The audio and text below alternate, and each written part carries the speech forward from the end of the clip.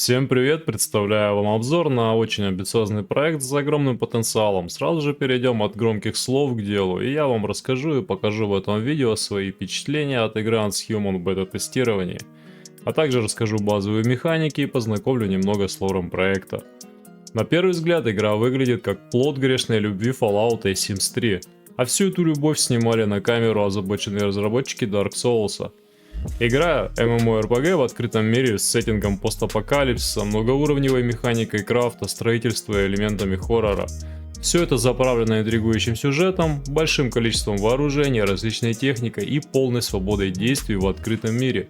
Противостоять вам предстоит огромному количеству обстоятельств, чтобы обрести свое место в разрушенном мире, наполненными дружелюбными фракциями, монстрами. Вам может показаться, что сейчас было озвучено очень много примесей, но на удивление все это получилось в отличных пропорциях. Это было не просто смело, это было пиздец как смело. Бета-тестирование проходит на серверах Северной Америки. На стадии СБТ игруха выглядит уже как завершенный продукт с некритическими проблемами оптимизации. Видна доскональность проработки как геймплея, так и геймдизайна в целом. С самых первых минут запуска понимаю, что это не игра-однодневка, а проект, над которой затрачено значительное количество времени и сил. История, показанная в игре, полна загадок и неожиданностей. А вроде бы уже и заезженная тема выживача в разрушенном мире. Господи, как же эта тема-то уже заебала во всех новинках. А, видимо, игровая индустрия настоятельно нас готовит из проекта к проекту к чему-то действительно страшному. Но тут опять что-то новое. Да и сама концепция в придаче с кооперативным прохождением просто не оставит вам шанса на сон и еду в реале. Не беси, я нахуй не могу. Я не могу больше. Немножко истории. В мире уже более как 20 лет назад произошла катастрофа, открывшая ящик Пандоры, выпустив из другой реальности аномалии, разрушившие цивилизацию. Спойлер, не без помощи людей. Печальная история. Остатки человечества держатся фракциями, своими собственными целями и интересами. Вы, мета-человек, представитель фракции подденка. Философия вашей фракции — это обеспечение выживания всего человечества. Вы боретесь с злокачественными аномалиями, но не являетесь ортодоксальным истребителем всех паранормальных явлений в мире. Вы и ваши единомышленники видите существование человечества и аномалий, принимая их как часть жизни. Как итог, при такой дуальной философии в поисках свободы и справедливости противостоять вам придется абсолютно всем. Иной дороги нет. Что я сейчас сказал? Другими словами, каждый непись на карте захочет вам дать пизды. Но самая главная враждующая сила — это фракция Розетта, одержимая всевозможными радикальными исследованиями аномалий, изначально берущая истоки своей деятельности с научных исследований. Разослась и реорганизовалась из исследовательского института в огромную всепоглощающую корпорацию с жаждой контроля над аномалиями и человечеством. То, что они сделали, на самом деле и привело к краху цивилизованного мира. В попытках изучения внеземного камня ученые извлекли материал, называемый звездной пылью. Но не соблюдая должных мер защиты, часть исследователей допустили инфицирование, распространение, мутации и последующим повлекшие катастрофы всей цивилизации. Сдерживающие отряды Розетты всегда охраняют большие источники аномалий и входы в данжи к боссам. Помимо всей объемлющей Розетты, нам представлены другие фракции, такие как Аберранты, это зараженные звездной пылью существа, по сути бездушные мобы, но не все из них долбоебы. Мародеры-отморозки, вояки и другие. Геймплей начинается с того, что ты очухиваешься с дикого похмура в лаборатории Розетты, наблюдая за терпилами, одетых в костюмы химзащиты, которые нагло разглядывают нюцы созданного вами персонажа. За что их беспощадно карают аномалии, а вам похуй, нужно просто осмотреться по сторонам и свалить прочь. Игровая атмосфера нам показывает, что люди в химзащите враждебно относятся к аномалиям и к вам, как к мета-человеку. Оно и понятно, аномалии помимо мета-людей породили всю нечисть этого мира. Ковид мне нравится. Хули они с жопами пришли вот этими аппетитными, провоцируют человека бедного, нахуя вот это вот? Все обучение займет всего лишь несколько минут. Вы закентуетесь с говорящим попугаем, который явно что-то знает об этом мире и не только. Но по ходу игры, кстати, он пригодится. Далее, ознакомление с базовыми механиками боя, перемещения. Наш персонаж не боится аномалий, использует их в бою, применяет телекинез, усиливает свое оружие. Парочка катсцен с слепой тянкой после показывают пример построенного убежища и его героическую оборону с миниганом. убийство шотного учебного босса, после прохождения которого вам, кстати, может показаться, что уровень сложности игры не будет соответствовать вашим ожиданиям. Неловкое молчание прерывает очередная кат-сцена, в которой душевно больной аутист делает вид, что нам чем-то да и помог. После чего очередные тарантиновские диалоги с слепой босоногой азиаточкой, а основной посыл которых в том, что, мол, все ответы будут позже, а ты просто ступай, герой, своим путем, выживай, помогай выжившим. Открывается дверь и нас в прямом смысле куда-то высасывает, а после высирает прочь из этого мира. Очень интересно, но нихуя непонятно, а я лечу, падая с небес на землю, схватившись за упоротого голубя. Исследовать невероятный, полный приключений и безумий мир Unshuman. Тут нам открывается огромная территория открытого реального мира. А тот мефедроновый приход с монстрами, слепой тянкой и немым бомжом было что-то типа отдельной реальности. Теперь же мы забудем это как страшный сон, но однажды вспомнит, когда пробьет час. Охуенно. Сюжетная линия и плавное ознакомление с лором игры, да и всеми тайнами проекта, крепко вшиты в геймплей. По сути, если навык осмысленного чтения был хоть как-то изучен в школе, то вы ничего не пропустите. Начать предстоит строительство кемпа. Это такая палатка с кастрюлей, которую можно воткнуть практически в любом месте карты, служит в качестве полевой кухни и кузницы для переработки базовых ресурсов, а также работает точка респауна, если вы где-то сгинете на вашем легком пути, а сгинете вы легко и не раз. После чего вам предстоит выбрать место для базы, присвоив определенную область карты, установив на ней свой терминал. Выбирать место для базы лучше всего там, где есть поблизости базовые ресурсы и живность для охоты и рыбалки. Не обессудьте. Я вообще из Гринписа тогда. Я достаю нахуй пулемет и просто шашлыки, пацаны, готовы. Впоследствии свой терминал в придачу сниму. И все свои постройки, которые вы налепите на своей территории, можно будет перетащить на другое место, поближе к более редким ресурсам. Геймплей игры сосредоточен на исследовании мира, прокачке персонажа, выживании, прохождении сюжетки, закрытии данжей, зачистке баз враждующих фракций, убийстве боссов, добыче ресурсов. Все эти действия так или иначе связаны между собой, оставляя за вами лишь право выбора и приоритета текущих задач, которых, одним словом, в игре просто дохуя. Помимо всего прочего, в игре большое количество загадок, дополнительных квестов и всяких интерактивных головоломок, за прохождение которых вас чаще всего будут нагружать модулями для оружия. Для получения более экстравагантного опыта от игры Unshuman настоятельно рекомендую погрузиться во все тяжкие со своей универсальной командой мечты. Из задрота, аутиста, душнилы и парочки раздолбаев. Основное преимущество кооператива — это не только совместное прохождение данжей и зачистки локаций, а совместный быт, общий дом, ресурсы и прочее. На камне хуярь, ебашь, блядь, бей на. Плюсом игра довольно-таки трудная, и иногда придется пораскинуть остатками мозга, чтобы въехать в какую-то механику. Бухие алкаши стреляют. Но делая это в 4 головы, шанс на успех у вас становится чуточку больше. А это не только удобство и скорость развития, но и постоянный трэш и ор 24/7.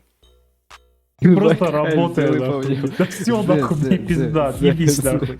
Ебись я, нахуй, не могу. Я не могу больше. Что сделать?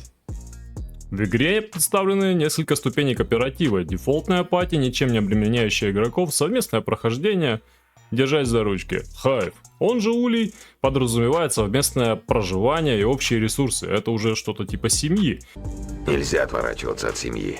И Вардбанд, это непосредственно клан, состоящий уже из нескольких хайвов, нацеленный на контроль над ключевыми точками ресурсов в виде цитаделей и нефтедобывающих вышек. Тут уже предполагается PvP контент с месивом зерк на зерк.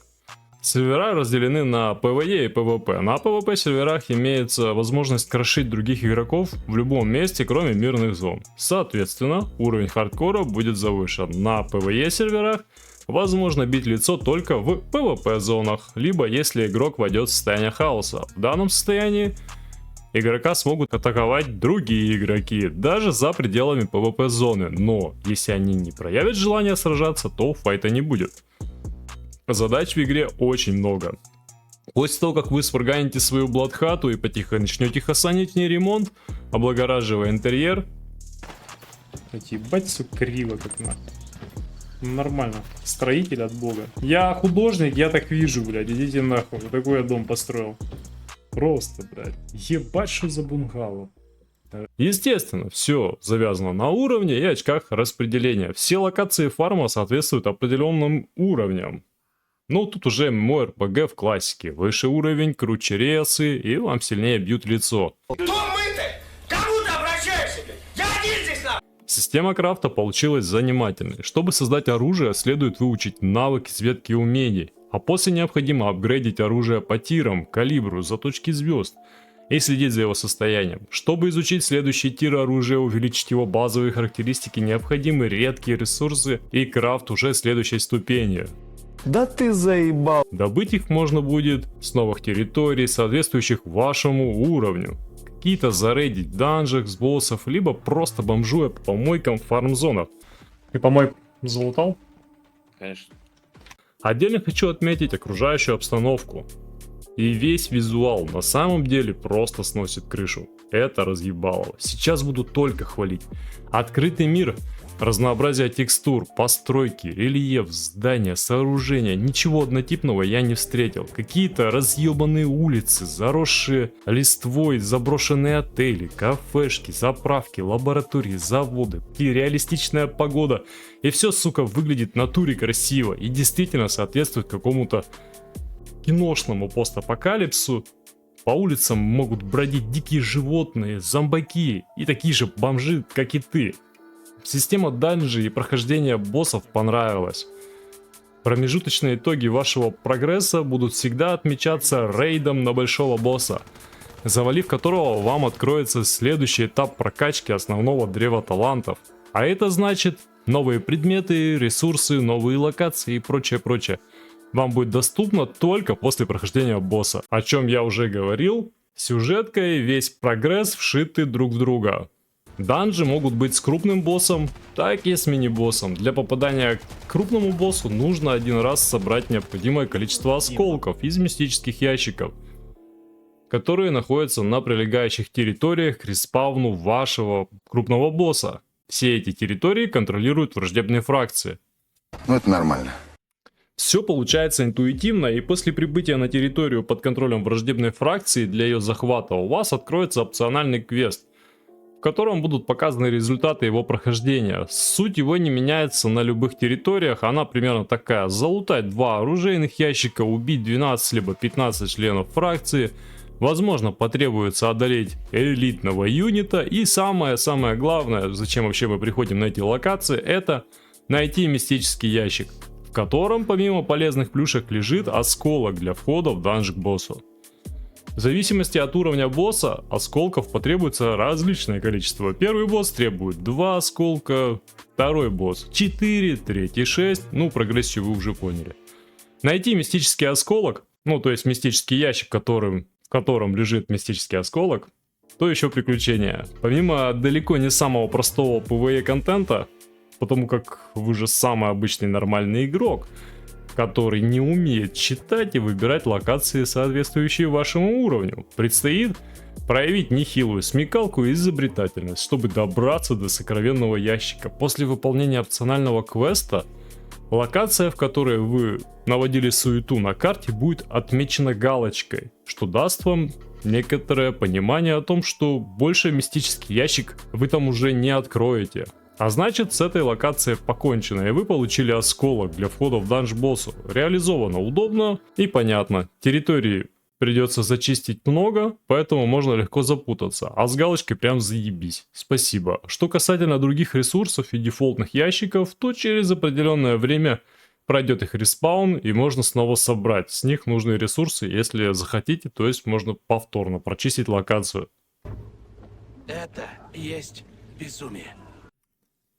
Главные боссы по стилистике и своим гигантизмом немножечко напоминают Dark Souls. Капельку страдания ощутило мое пылающее гузно, а руки так и тянутся нажать перекат в тайминг. Небольшой опыт пожилого юноши. Когда я сделал 4 захода на самого первого босса, Первый раз, проходя сюжетный квест, я не понял, что иду в разлом пространства к боссу, и меня тупо не было патронов с собой. Второй раз я уже подготовился получше, но мне не хватило патронов. Третий раз я не знал, что нужно следить за состоянием своего, блять, разума, и мой персонаж поехал кукуховой, постояв ногами в какой-то жиже, слив свое максимальное количество хп до 1 единицы, а таблетки, восстанавливающие состояние разума, я, естественно, в своем инвентаре не нашел. Ну и с 4-го раза мы все таки пришли уже толпой, навалились и просто дали пизды боссу, что наконец охуел уже сам босс, а не я от происходящего. Короче, система данжей понравилась. Спасибо, я очень люблю страдать, это прям мое. В соло будет сложно закрывать боссов, так как у них несколько стадий, а играя отрядом, босс может проебать свое лицо, не доходя до следующей фазы даже. Имея же хороший отряд, можно пока залетать в разлом к боссу и лутать с него энергию, необходимую для развития. Это один из простых и быстрых способов фарма энергии, кстати. Ладно, будет 2 какашечки. Как итог, игра получилась настолько кайфовой, что я не могу до сих пор поверить в это и с опасением жду какой-то подлянки в релизе по типу Pay to Win механик. Такого удачного симбиоза выживания MMORPG в мире постапокалипсиса я еще не встречал. К тому же сразу виден потенциал смены контента по сезонам, что повышает вовлеченность и реиграбельность. Сюда же можно будет добавить новый крафт, ресурсы, локации, расширить лор и прочее. На мой взгляд, игруха уверенно заходит в свою нишу и дает прикурить всем своим ближайшим конкурентам. Короче, ждем с нетерпением. Рейтинг ожидания 10 немых тянок из 10. Большое спасибо за просмотр материала, поддержите канал лайком и подпиской. Жду вашей обратной связи по данному проекту в комментариях. Также залетайте на стримы, пока ЗБТ будет действовать, мы будем продолжать стримить, разбираемся в игре большой командой, отвечаем на вопросы и так далее. А если там какие-то гайдики кому-то нужны, то пишите по обратной связи, будем уже решать, что делать.